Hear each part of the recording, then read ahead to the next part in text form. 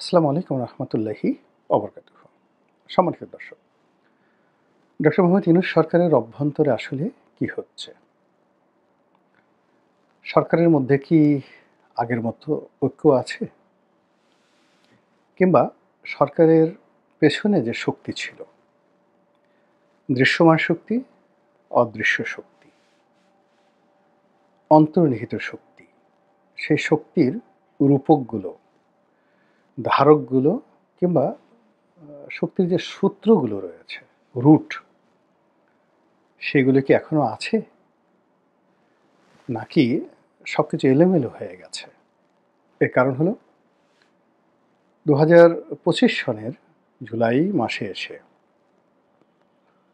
যে সকল কথাবার্তা শুনতে পাচ্ছি এবং যে সকল বিশৃঙ্খল অবস্থা দেখতে পাচ্ছি, সেক্ষেত্রে সরকার যে খুব স্বাভাবিকভাবে কাজ করতে পারছে, চলছে, সরকারের যে সুন্দর একটি ভবিষ্যৎ আছে, এটা মনে হচ্ছে না। সরকার প্রধান হিসেবে ডক্টর মোহাম্মদ ইউনূসের যে কথা, তার যে ধারাবাহিকতা থাকা দরকার, সেই কথার একটা ধারাবাহিকতা আমরা এখন পর্যন্ত দেখিনি। তার সরকারের একটা গুরুত্বপূর্ণ সিদ্ধান্ত বাস্তবায়ন, কোনো মেগা প্রকল্প বাস্তবায়ন করা, কোনো গুরুত্বপূর্ণ সিদ্ধান্ত গ্রহণ করা, এরকম দেখছি না। যা কিছু হচ্ছে সেটা অনেকটা বিএনপির ইচ্ছা, অনেকটা জামাতের ইচ্ছা, অনেকটা এনসিপির ইচ্ছা, কিন্তু সরকারের যে সত্যিকার একটা ইচ্ছা, এককভাবে ইউনিক ইচ্ছা, এটা আমরা দেখছি না। শেখ হাসিনার বিচারের জন্য, জুলাই আগস্টে বিপ্লবে যারা হত্যাকাণ্ড ঘটিয়েছেন তাদের বিচারের জন্য ট্রাইব্যুনাল হয়েছে। এটা সরকারের কোনো একক ইচ্ছা নয়, সরকার এই কাজটি করতে বাধ্য হয়েছে। ২ নম্বর হলো যে এই যে বিচার ব্যবস্থা, সেই বিচার ব্যবস্থার বিচার ব্যবস্থাকে চমৎকারভাবে কন্টিনিউ করার জন্য সরকারের যে ভিশন দরকার, মিশন দরকার, সেটা পরিলক্ষিত হচ্ছে না। এটা কেমন যেন একটা ঢিলেঢালাভাবে সবকিছু চলছে। আমাদের সুপ্রিম কোর্ট, আমাদের appellate division, high court division, supreme court bar, attorney general office, নিম্ন আদালত, আইন মন্ত্রণালয়, তারপরে প্রধান উপদেষ্টার কার্যালয়, এই জিনিসগুলোর মধ্যে যা হওয়া দরকার হচ্ছে না। যেমন ধরুন শেখ হাসিনার ১৫টি বছর। এখন ১৫টি বছরে আপনি বুঝতে পারতেন যে কারা রাষ্ট্র চালাচ্ছে। সেক্ষেত্রে প্রধানমন্ত্রী কার্যালয়ের প্রধানমন্ত্রীর সচিবকে, ব্যক্তিগত সচিবকে, তারপর প্রধানমন্ত্রীর কার্যালয়ের মুখ্য সচিবকে, সমস্ত মানুষের মুখস্থ ছিল। আপনি কি বলতে পারবেন এখন ডক্টর মোহাম্মদ ইউনূসের মুখ্য সচিবকে, সবচেয়ে বড় যিনি প্রিন্সিপাল সচিব? বলতে পারবেন না। আপনি কি বলতে পারবেন যে ওনার যে একটা সেক্রেটারি আছে, পূর্ণ সচিব পদমর্যাদার একজন প্রাইভেট সেক্রেটারি আছে, হু ইজ হি? তার নাম কি? আমি তো জানি না। কিন্তু তিনি বাইরে থেকে এনে বেশ কয়েকজন লোককে সিনিয়র সচিব, মানে একেবারে সচিবের আব্বা, আব্বা হুজুর, এইরকম অনেকজনকে তিনি সিনিয়র সচিব যাকে বলা হয় পদে তিনি নিয়োগ দিয়েছেন। তাদের ২-১ জনের নাম আমরা জানি। এখন এই যে তিনি যাদেরকে নিয়োগ দিয়েছেন, তারা যে কাজটা করছে, সেই কাজ নিয়ে সচিবদের মধ্যে সঙ্গত কারণেই একটা অসম্মানজনক, বিব্রতকর পরিস্থিতি তৈরি হচ্ছে।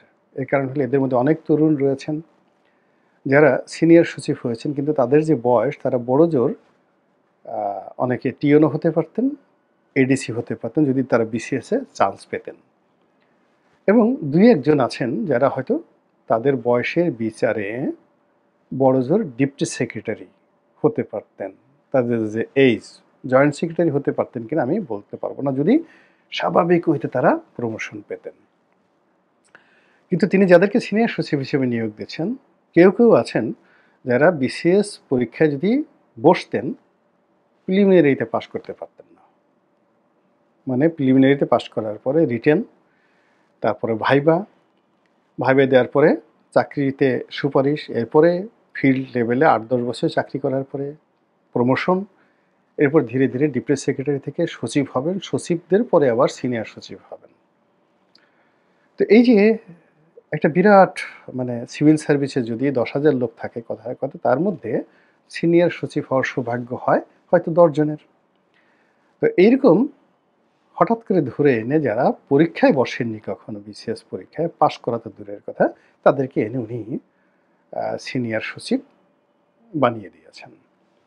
ফলে কি হলো, আমরা এই সিনিয়র সচিবদেরকে চিনছি, কিন্তু অরিজিনাল যারা সচিব তাদেরকে আমরা চিনছি না, যারা দেশ চালাচ্ছে বা যারা দেশ চালাবে। এরপর আমলাদের বাইরে যেটা আছে সেটা হলো একটা রাইট হ্যান্ড থাকে, তারপর শেষে লেফট হ্যান্ড থাকে।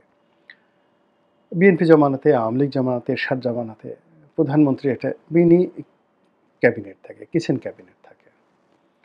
তো সেখানে পদ পদবি না থাকলে অনেকে ক্ষমতাধর, যেমন শেখ হাসিনার এস আলম, তারপর শেষে শেখ হাসিনার সালমান এফ রহমান, শেখ হাসিনার সেই মজুমদার, নজরুল ইসলাম মজুমদার, তারপর আরও অনেকে, এরকম ধরুন অ্যাটলিস্ট 1 ডজন। এখন এদের হাতে অনেক ক্ষমতা, এদের হাতে অনেক ক্ষমতা ছিল, এরকম একটা ক্ষমতা এটা অভ্যস্ত। এখন ডক্টর মোহাম্মদ ইউনূসের এরকম লোক কারা? চিনেন আপনি তাদের কাউকে? নাম বলতে পারেন? তাহলে এই ক্ষমতাগুলো কোথায়? আকাশে উড়ে বেড়াচ্ছে, বাতাস উড়ে বেড়াচ্ছে, অথবা ক্ষমতা ভূতে চালাচ্ছে। ক্ষমতা তো এলোমেলো হয়ে যায় না। এরপরে সংবাদপত্র চিন্তা করেন। উনার একজন প্রেস সচিব আছেন, তারপর উনার একটা প্রেস উইংস আছেন। তো উনি এই উনার জমানাতে সবচেয়ে বেশি নিয়োগ দিয়েছেন প্রেস উইংসে। দেশে, দেশের বাইরে বিভিন্ন জায়গাতে সবচেয়ে বেশি নিয়োগ উনার ব্যক্তিগতভাবে নিয়োগ দিয়েছেন, এবং ওখানে উনার উদারতা সর্বোচ্চ পর্যায়ের। কিন্তু উনার আগে যারা ছিলেন, এখন ধরেন উনার উনি প্রথমে নাহিদকে বানালেন প্রেস, যাকে বলে মিনিস্টার, তথ্যমন্ত্রী, আর শফিককে বানালেন তথ্য সচিব।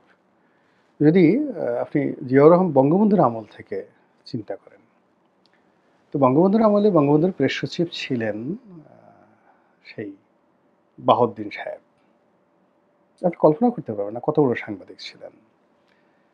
জাওয়াদুর রহমান সাহেব ছিলেন। জিয়াউর রহমান সাহেবের তথ্যমন্ত্রী ছিলেন আকবর কবির সাহেব, হুমায়ুন কবিরের ভাই।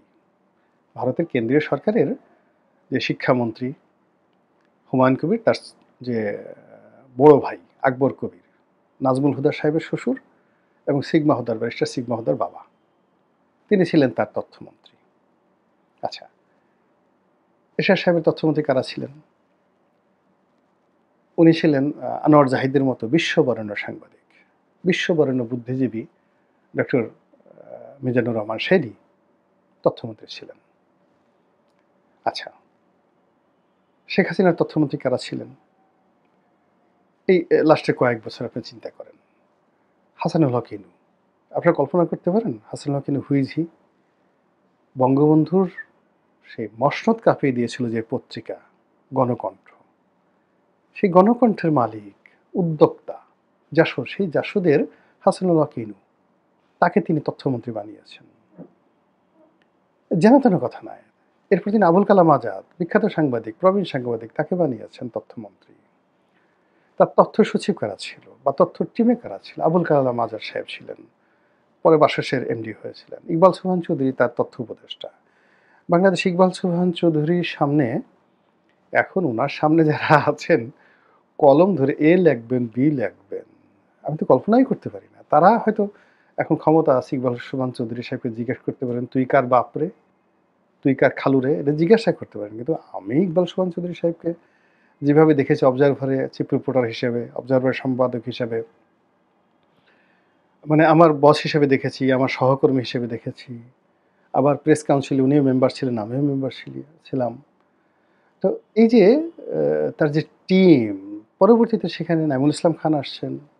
আপনি যদি বলেন বাংলাদেশের ইতিহাসে সম্পাদক হিসেবে নাইমুল ইসলাম খানের যে টিম, মানে তার যে টিম স্পিরিট, মানে তার যে লিডারশিপ, তার ব্যাপারে হাজারো অভিযোগ থাকতে পারে। কিন্তু আজকের কাগজ, ভোরের কাগজ, প্রথম আলো, এই যে টোটাল যে টিমটা দেখেন, এবং আজকের যে মিডিয়া দেখেন এখানের যত স্টার সাংবাদিক সব নাঈমুল ইসলাম খানের হাতে তৈরি করা। তার কলিগ, তিনি তাদের বস ছিলেন।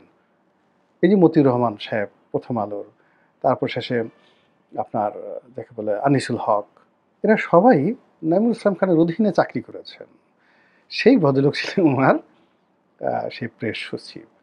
তো কাজেই একটা ধারাবাহিকতা, সামঞ্জস্য মানে রাষ্ট্র ১৮ কোটি মানুষের একটা রাষ্ট্র, ৭ লক্ষ থেকে ৮ লক্ষ কোটি টাকার একটা বাজেট।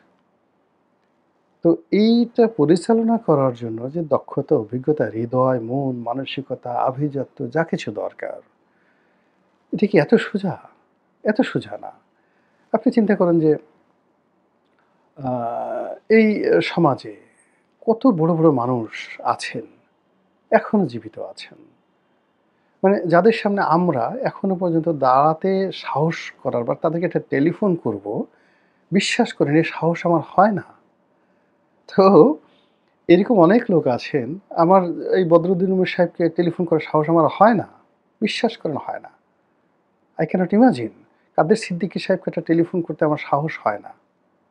আমার সেই শ্রদ্ধাবোধ রয়েছে। লতিফ সিদ্দিকীকে টেলিফোন করার সাহস হয় না। সাবির হোসেন চৌধুরীকে টেলিফোন করার সাহস আমার হয় না। তারা আমাকে সবাই স্নেহ করেন, আশা করেন, কিন্তু আমার সাহস হয় না। আমি তাদেরকে শ্রদ্ধা করি, কাছে থেকে দেখেছি। সে কত আগে দৈনিক ভোরের কাগজ, মতিউর রহমান চৌধুরী, মতিউর রহমানের বস ছিলেন, এই যে প্রথম আলোর মালিক সাবির হোসেন চৌধুরী। এখন আপনি তাকে মনে করতেছেন যে রাস্তার একজন মানুষ। এটা আমার হয় না। কিন্তু অনায়াসে এখন ডক্টর মোহাম্মদ ইউনূসের সঙ্গে অনেক লোক আছে যারা এরকম বড়, বড় মানুষকে কান ধরে ঘুরানোর মতো সাহস রাখে, শক্তি রাখে, হিম্মত রাখে। তো এর ফলে কি হলো যে, যেভাবে যে জিনিস চলার সেই জিনিস চলছে না। ধরেন আপনার কাছে একটা মার্সিডিজ বেঞ্জ গাড়ি আছে। আপনি এটা চালাবেন অকটেন দিয়ে। আপনি সেখানে কতগুলো কেরোসিন তেল ঢেলে দিলেন। আচ্ছা গেল। ড্রাইভার হিসেবে আপনি বললেন যে, "ধুর বাদ দাও।" ওই যে গুলিস্তান থেকে মিরপুরে যে রোডে যে বিকল্প বাসগুলো আছে ওটা একটা ড্রাইভার ধরে নিয়ে আসো। মার্সিডিজ ড্রাইভার লাগবে না। ওই ড্রাইভারই চালাইলো। ফলে আপনার গাড়ির কী অবস্থা হবে বুঝতে পারেন। কেরোসিন তেল দিয়া মার্সিডিজ চালাইলেন। তারপরে আবার আপনি চিন্তা করলেন যে মাঝে, মাঝে বন্ধ হয়ে যেতে পারে। একটু ধাক্কা-ধুক্কা দিতে লোক লাগবে। ২ জন লোকও রাখলেন ধাক্কা দেওয়ার জন্য। আপনার মার্সিডিজের অবস্থা কী? তো আসলে যে জিনিস করবে সেই জিনিসের জন্য সেটা লাগবে। সিঙ্গারা যে বানায় সেই বাবুর্চি দিয়ে আপনি পোলাও কুরমা রান্না করতে পারবেন না। তারপরে শেষে যে লোক গরু জবাই করে কসাই, তাকে দিয়ে আপনি হীরা কাটতে পারবেন না। ডায়মন্ড কাটার হিসেবে আপনি কসাইকে নিয়োগ দিতে পারেন না। তো এরকম আমাদের এই সমাজে অনেকগুলো বিশৃঙ্খলা, অনেকগুলো আ মানে যাকে বলে বিনিয়োগ, অনিয়োগ, কুনিয়োগ এই গত কয়েক মাসে হয়েছে। তার প্রেক্ষিতে যা হবার তাই হচ্ছে। এবং এর ফলে কি হচ্ছে, সরকারের ভিতরকার অনেক বিসাদৃশ্য, অনেক দুর্বলতা লোক সমাজে চলে আসছে, সামনে চলে আসছে। যেমন দেখা গেল মেটিকুলাস ডিজাইন নিয়ে ডক্টর মোহাম্মদ ইউনূস হঠাৎ করে আমেরিকা থেকে একটা কথা বললেন। এই কথাটা আসলে ঠিক হয়নি। এই কথাটা বলাটাও ঠিক হয়নি। এখন এই যে মেটিকুলাস ডিজাইন, এই ডিজাইন নিয়ে দেশে এবং দেশের বাইরে যে আলোচনা প্রকাশ্যে হচ্ছে এবং যেখানে সরকারের একজন খুবই গুরুত্বপূর্ণ ব্যক্তি, ওয়েল উইশার, তাত্ত্বিক নেতা, তিনি যেভাবে জুলাই-আগস্ট বিপ্লবের সঙ্গে আমেরিকার সম্পৃক্ততা, আমেরিকার পরিকল্পনা নিয়ে যে কথাগুলো বলছেন, যেটি এই বিপ্লবের সঙ্গে যারা সম্পৃক্ত সবাইকে বিপদের মধ্যে ফেলে দিয়েছে। আবার ডক্টর মোহাম্মদ ইউনূস যে মেটিকুলাস ডিজাইন, তারপরে শেষে তিনি যেভাবে আ মাস্টার মাইন্ডের কথা বলছেন, এই সমস্ত জিনিস বলতে হয় না। কিন্তু সেই জিনিসগুলো বলার পরে যখন খুব আলোচনা হলো, সেটা দীর্ঘদিন পরে আ সেই বিভিন্ন লোক যারা আছে তারা এটাকে কোনোমতে চেপে-চুপে, ধামাচাপা দিয়ে ওইগুলো ভুলিয়ে দেওয়ার চেষ্টা করেছে বটে, কিন্তু যা হবার তা হয়ে গেছে। এখন মেটিকুলাস ডিজাইনে কি ডিজাইন ছিল? সেই ডিজাইনের পেছনে অর্থ কী ছিল? অস্ত্র কী ছিল? পরিকল্পনা কী ছিল? যে ঘটনাগুলো ঘটেছে, কে এই ঘটনাগুলোর জন্য দায়িত্ব পালন করেছে? আগামীতে এগুলো কিভাবে ইন্ডিমিনিটি দেয়া হবে? কিভাবে এদেরকে রক্ষা করা হবে? এই দায় কি এড়ানো সম্ভব হবে? এই বিষয়গুলো নিয়ে প্রকাশ্যে খোলামেলা যে আলোচনা হচ্ছে, পিলে চমকানো আলোচনা হচ্ছে। আর যেহেতু সামাজিক মাধ্যম উন্মুক্ত, ফলে অনেক ডকুমেন্ট তৈরি হয়ে গেছে। আর কিছু যারা সরকারি ওয়েলউইশার এগুলো তারা ধামাচাপা দেওয়ার চেষ্টা করছে। কিন্তু আবার ভিতর থেকে কে বা কারা হঠাৎ করে খুঁচিয়ে এই কথাগুলো বের করে দিচ্ছে। সরকারের খুবই গোপনীয় কথাগুলো। আর এগুলো দেখে আমার কাছে মনে হচ্ছে যে সরকারের ভিতরে সেই ঐক্য, সেই বন্ধন, সেই সহমর্মিতা, কাঁধে কাঁধ মিলিয়ে একত্রে কাজ করার যে অঙ্গীকার, সেটি সম্ভবত নেই। তাহলে কি হতে যাচ্ছে? আর এই কি হতে যাচ্ছে এটার জবাব পেতে হলে আমাদেরকে এই বছরের আগস্টের ৫ তারিখ পর্যন্ত আবার হয়তো অপেক্ষা করতে হতে পারে। মহান আল্লাহ আমাদের সবাইকে হেদায়েত দান করুন এবং হেফাজত করুন। আসসালামু আলাইকুম ওয়া রাহমাতুল্লাহি ওয়া বারাকাতুহু।